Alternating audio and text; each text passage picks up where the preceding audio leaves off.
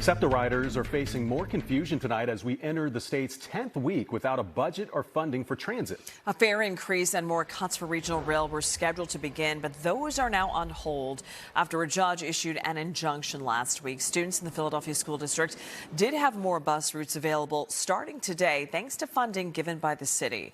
Now SEPTA is looking for ways to provide more service for thousands of fans after Thursday's Eagles game.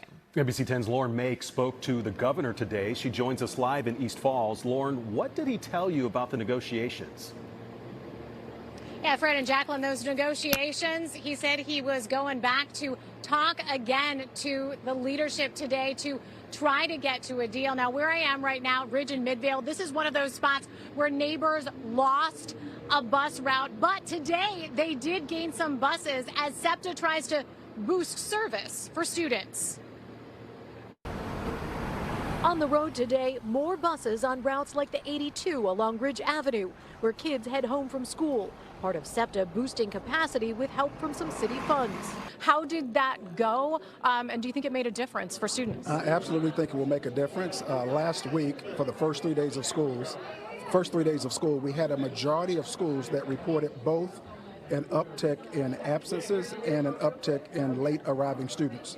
Students started the year with reduced bus service. SEPTA says the extra buses today helped things run smoother, but there's still some crowding and waiting as Pennsylvania waits for a resolution on a budget in Harrisburg. I think they got to get folks back to Harrisburg and do their jobs and vote on a budget that includes funding for mass transit. Governor Shapiro today making a stop in Philly before he planned to meet with legislative leaders. He's been urging lawmakers to return to the Capitol. Do you even have a framework for them to vote on at this point? Without getting into the details of our internal discussions, I think we all understand that the broad issues that we were dealing with months ago have been narrowed.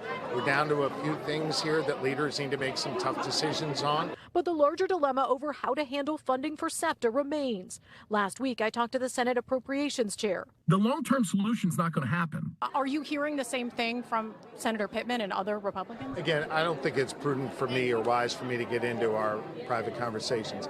I get that there are some lawmakers in both chambers who are expressing their own individual views. My job is to try and find 26 votes in the Senate. The governor saying it's going to take Democrats and Republicans in the Republican-controlled Senate, plus 102 votes in the House. I'm confident we can get there, but these two leaders need to make some tough decisions.